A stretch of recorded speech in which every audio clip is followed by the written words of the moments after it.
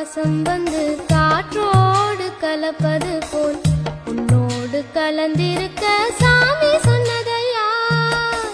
காற்றாக நான் கலந்து மூச்சாக உள்ளிருந்து உன்னோடு வாழ்ந்திருக்க வாழ்த்து சொல்லுதையா.